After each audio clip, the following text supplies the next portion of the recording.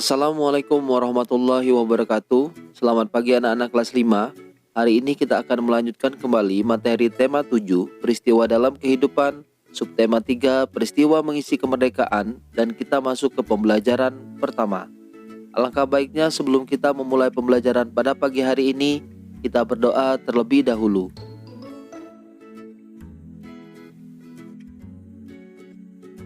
Banyak peristiwa yang terjadi di dalam kehidupan kita. Ada peristiwa-peristiwa yang dianggap penting dan patut dirayakan bersama orang lain. Untuk itu, diperlukan sebuah surat undangan untuk merayakannya bersama orang lain. Sahabat cerdas, Baiklah coba anak-anak kelas perhatikan 5, coba perhatikan salah satu contoh surat undangan berikut ini. Tahukah kalian apa itu surat undangan dan jenis-jenis surat undangan? Untuk mengetahuinya, mari kita lanjutkan pembelajaran kita. Surat undangan merupakan surat yang berisi pemberitahuan dan permintaan kesediaan seseorang untuk menghadiri suatu acara atau kegiatan. Kalimat yang digunakan dalam undangan haruslah efektif, yaitu singkat, padat, dan jelas. Tujuannya agar orang yang membacanya dapat segera mengerti isinya. Surat undangan dibedakan atas 3 jenis, yaitu pertama, undangan resmi, kedua, undangan setengah resmi, dan ketiga, undangan tidak resmi. Undangan resmi adalah undangan yang mengatasnamakan sebuah instansi atau organisasi dan kedinasan. Biasanya digunakan untuk kepentingan kedinasan. Berikut ini contoh surat undangan resmi. Undangan setengah resmi adalah undangan yang mengatasnamakan perorangan yang ditujukan ke perorangan maupun instansi atau organisasi. Berikut ini contoh surat undangan setengah resmi.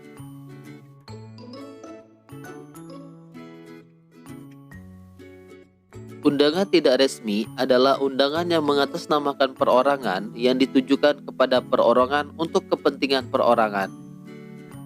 Misalnya undangan ulang tahun. Berikut ini contoh undangan tidak resmi. Baiklah anak-anak kelas 5, salah satu perbedaan antara surat undangan resmi dan tidak resmi adalah pada tampilan dan bagian-bagian surat. Berikut ini bagian-bagian surat yang terdapat pada surat undangan resmi.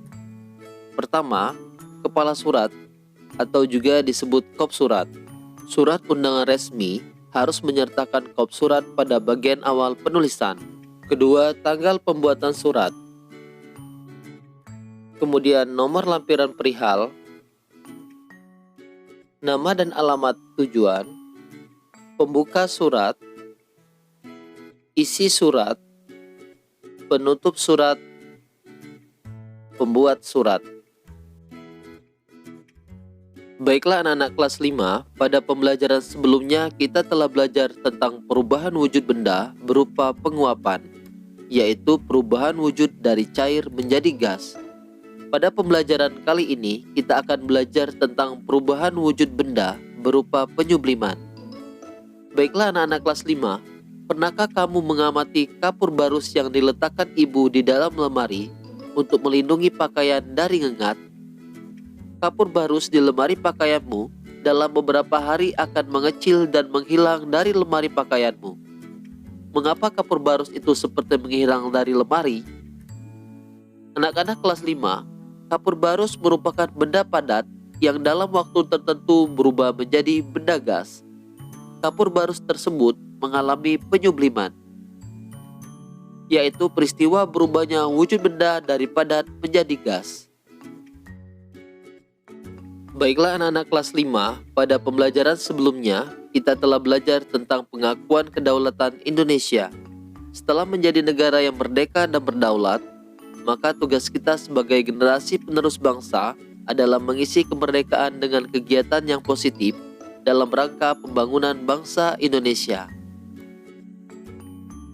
Kemerdekaan Negara Kesatuan Republik Indonesia didapatkan dengan cara yang tidak mudah dan tidak murah. Bertahun-tahun para pemimpin bangsa ini berupaya dengan berbagai macam cara untuk melepaskan diri dari penjajahan bangsa lain.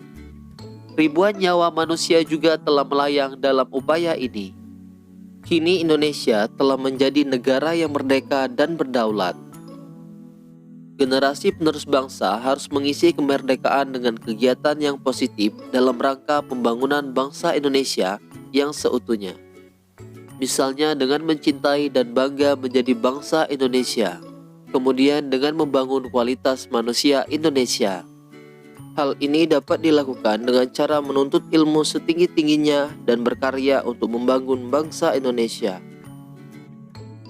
Anak-anak kelas 5, salah satu kegiatan mengisi kemerdekaan adalah melakukan pembangunan sarana dan prasarana di berbagai bidang.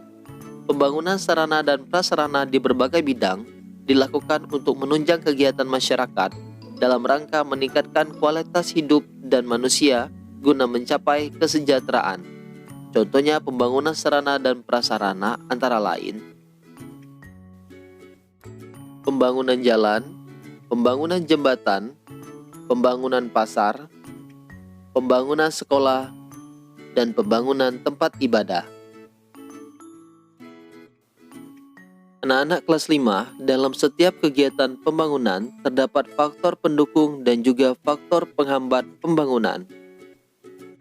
Faktor pendukung pembangunan nasional antara lain kemerdekaan dan kedaulatan bangsa, sumber daya manusia yang profesional di bidangnya, sumber daya alam yang melimpah, serta situasi keamanan dan politik nasional yang stabil. Sedangkan faktor yang dapat menjadi penghambat pembangunan nasional adalah kualitas sumber daya manusia yang rendah, penguasaan teknologi yang masih rendah, adanya korupsi di ranah pembangunan, serta birokrasi yang buruk. Baiklah anak-anak kelas 5, demikian tadi pembelajaran kita pada pagi hari ini. Bapak harap semoga kalian mengerti. Ingat pesan Bapak, 3M, menggunakan masker saat di luar rumah, mencuci tangan setelah bepergian, dan menjaga jarak di dalam keramaian. Bapak akhiri, Assalamualaikum warahmatullahi wabarakatuh. Selamat pagi.